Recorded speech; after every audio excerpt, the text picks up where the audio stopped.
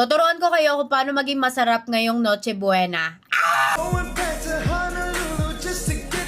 I-advance ko na yung tutorial ko kasi wala na akong time kasi isi-serve na ako. Gamit ako ng moisturizer. This from Origino. Ilang beses ko na sinasabi sa inyo na importante ang skin prep para hindi dry ang skin, para hindi ka mukhang bujor. Tsaka ang goal natin is maging fresh. Ang goal natin magmukhang turkey.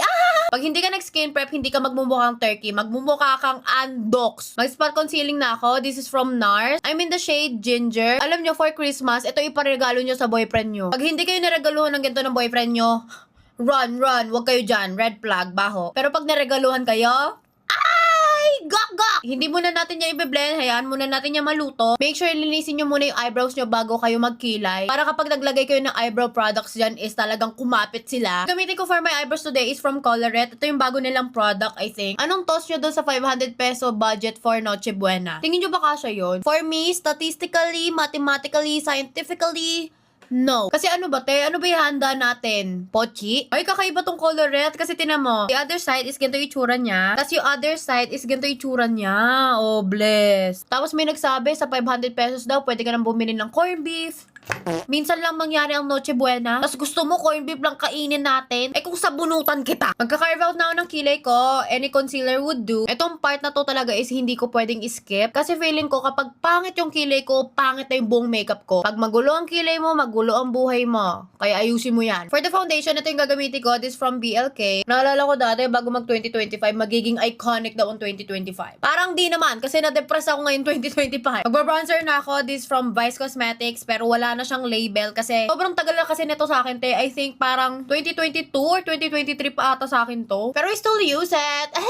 Alam nyo kung minsan, kung feeling nyo ang pangit ng makeup nyo, parang may kulang, parang the makeup is not giving, baka kulang lang kayo sa bronzer. Pag kasi nag-foundation ka, concealer, powder, ganon, mawawala yung natural shadows ng mukha mo. O, diba? Like, going back to Honolulu. For the blush, ito yung gagamitin ko. This from Get Ready With Me. In the shade Sweet Pea and Soft Lay. Ilalagay ko si Sweet Pea dito sa area na to. Medyo malapit siya sa may inner corner ko. Para meron siyang brightening effect. Dami kong alam, no? Tapos, ilalagay ko si Soft Lay dito sa may outer corner ng cheeks ko. The Maui Wowie! The Maui Wowie! O, diba nakikita nyo yung gradient effect? O, diba ang ganda? Like, ikaw na ba si Mr. Right?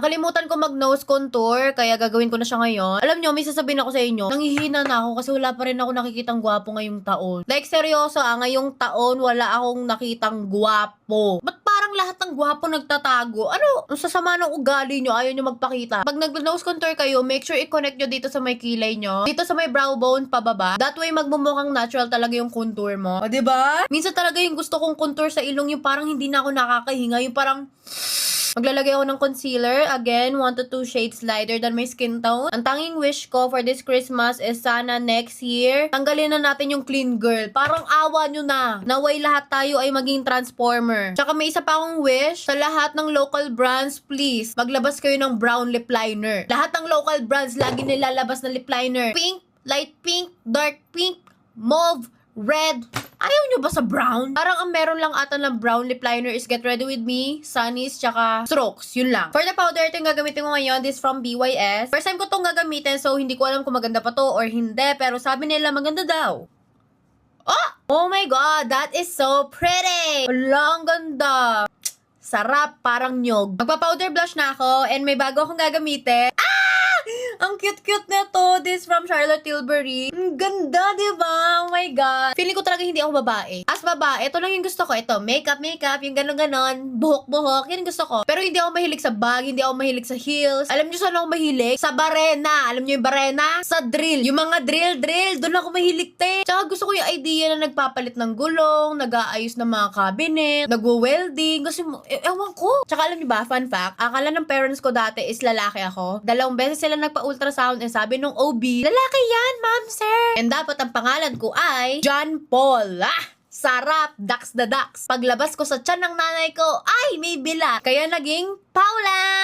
Warm up ko lang yung crease ko using a brown shade. Ngayon, kukuha ko ng gentong shade. Yan, ganyan. Chill ko lang siya ilalagay, like, i-blend ko lang siya dyan. Habang biniblend ko siya dyan, igaganto siya unti, like, whoop! Whoop! Gets nyo ba? Ngayon naman is kukunin ko tong red shade na talaga and ilalagay ko siya dito sa may outer to center na part ng eyes ko. Lastly is kukuha ko ng ganitong kulay. May pagka-push-up pink para mag-blend yung red tsaka yung pink. Dapat magiging ganyan yung final look. O diba ang ganda? Parang mulawin. For my lip liner, ito yung gagamitin ko. This is from Get Ready With Me. This is in the shade Caffeinated. And ito yung gagamitin kong lipstick. This from Strokes in the shade Bare Sand. Dahil strong yung eyes natin, dapat yung lips natin is nude lang. Lalagay din ng onting gloss para hindi naman tayo mukhang bangkay. Ito na yung final look. Oh my God! Sobrang sarap, te. As in, oh, pakte. One of a kind. Ikaw lang gantong kasarap.